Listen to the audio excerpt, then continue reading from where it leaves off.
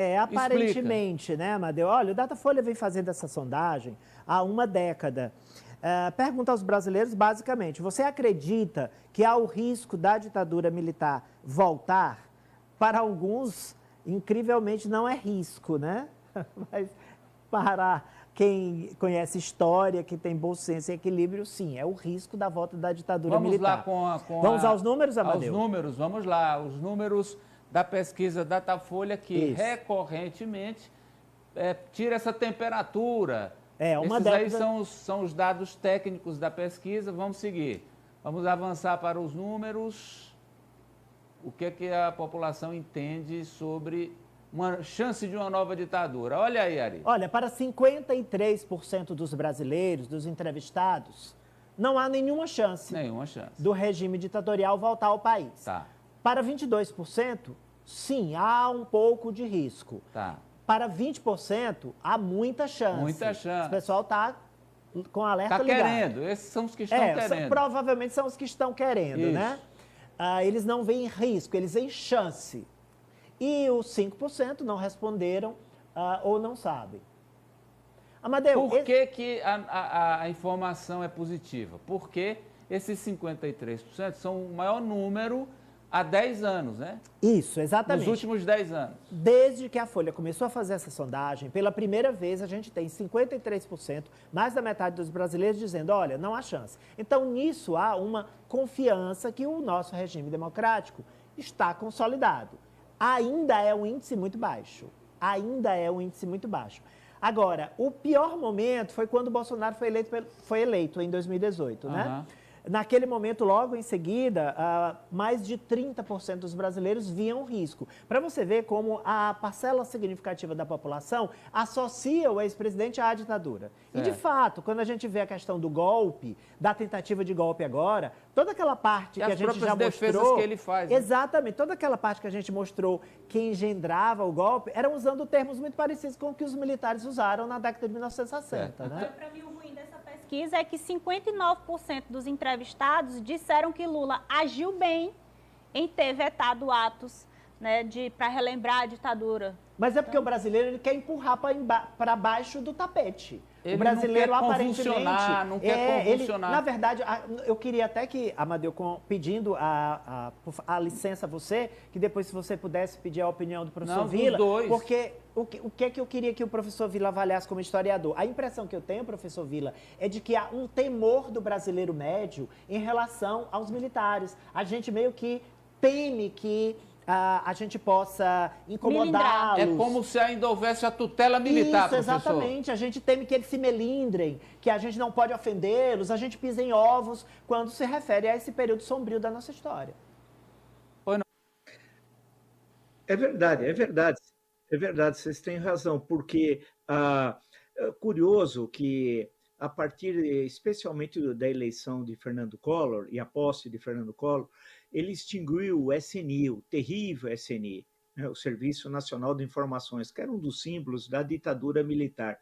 Dali até 2018, até 2016, de 1990 até 2016, ninguém estava falando mais em golpe, em poder moderador, que é um equívoco sobre Forças Armadas, ninguém estava falando nisso. Foi criado até o Ministério da Defesa em 1999, que foi muito correto pelo segundo governo Fernando Henrique. A grande questão é que, a partir de 2016, já no governo Temer, especialmente com a eleição em 2018 de Jair Bolsonaro, voltou esse fantasma que ronda a história do Brasil republicano, o fantasma do golpe militar. E aí começou também a ter esses cuidados de como tratar a questão militar no Brasil. E vocês têm toda a razão. E hoje eu estava vendo o voto do ministro Flávio Dino, corretíssimo. Quer dizer, no sentido que o poder militar, entre aspas, está submetido, é subalterno ao poder civil, não subalterno no sentido de ser inferior, desprezível, não é isso. É que nos três poderes da República, executivo, judiciário e legislativo, a participação das Forças Armadas não é nenhum desses três poderes, né? Ela faz parte do Poder Executivo, e quem diz numa possibilidade de ação de Forças Armadas, que é o famoso artigo 142, o guardião da Constituição, de acordo com o artigo 102, é o Supremo Tribunal Federal. No caso da solicitação, por exemplo, de ação por alguma razão das Forças Armadas, quem falaria por último era o Supremo Tribunal Federal, e não seria isso acionado pelas Forças Armadas.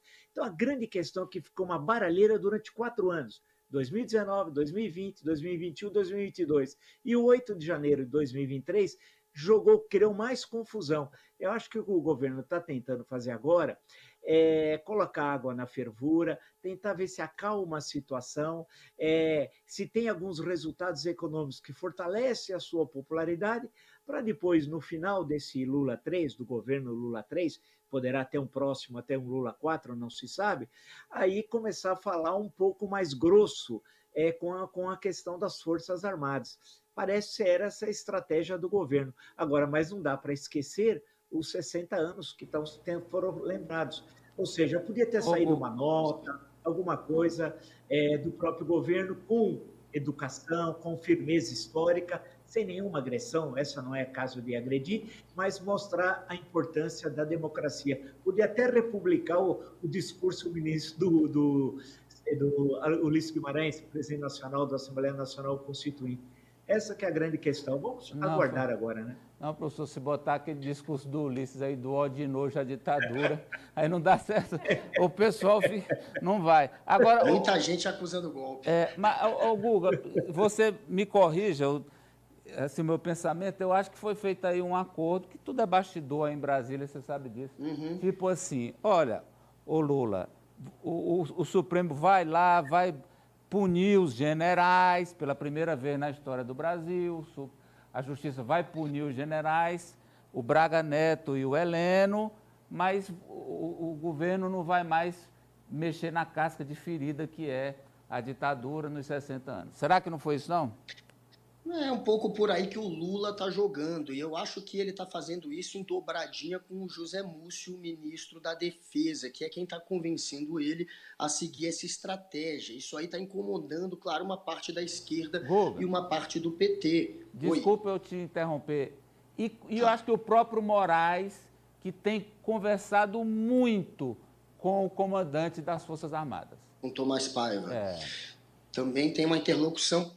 Está acontecendo, parece que está acontecendo de fato uma união ali entre o Lula e parte do alto comando, e o Lula não quer desagradar, claro, esse alto comando, e a gente sabe que o dedo na ferida que incomoda muito é trazer de volta essa questão do que faltou ser observado, ou ser apurado, ou ser investigado sobre a ditadura de 64. Então é claro que ele viu o que aconteceu com a Dilma, quando a Dilma acelerou aquela questão da Comissão da Verdade. E agora o Lula vai ter esse teste, porque essa comissão que foi desativada durante o governo Bolsonaro agora está tendo sim pressão política para que o Lula volte com ela. Será que ele vai voltar ou vai seguir nessa de não querer incomodar os militares? Mas é muito difícil para o Lula também essa posição, porque o Lula está cobrando, obviamente, a apuração do golpe do 8 de janeiro. E é contraditório, né? Você tentar jogar para debaixo do tapete a questão do golpe de 64 e cobrar agora o do 8 de janeiro. Então, ele está numa situação em que ele está recebendo, obviamente, críticas até do partido dele. O PT divulgou, né, uma nota chamada Relembrar é Crucial, exatamente batendo de frente com o fato do Lula não querer relembrar essa questão de 64. Então, está tendo uma reação, obviamente, da esquerda, mas a estratégia do Lula, como falou o professor Villa, é tentar, talvez, se fortalecer politicamente para, quem sabe, num futuro próximo, começar a cobrar mais essa questão. Eu não acho que ele abandonou de vez, eu acho também que é uma estratégia política. Vamos agora a Viena, na Áustria, agora sim, com o contato refeito, restabelecido e seguro e firme. Aí está Socorro Sampaio, um luxo. Olá, Socorro, boa tarde. Olá, boa tarde, Brasil. Aproveitar para dar as boas-vindas aos 2 novos colegas. Muito bem, Obrigado. professor. Ô, Socorro, fala para nós aí, a manchete da Socorro trata sobre Israel em 2 campos. Os civis estão protestando contra o Bibi, contra o Benjamin Netanyahu, que retirou as tropas do maior hospital em Gaza, Socorro. Isso mesmo, Amadeu. O exército de Israel saiu hoje do hospital Al-Shifa. Foi uma operação que durou 2 semanas, de intensos ataques. A gente tem imagens aí do hospital antes dessa segunda operação, mas já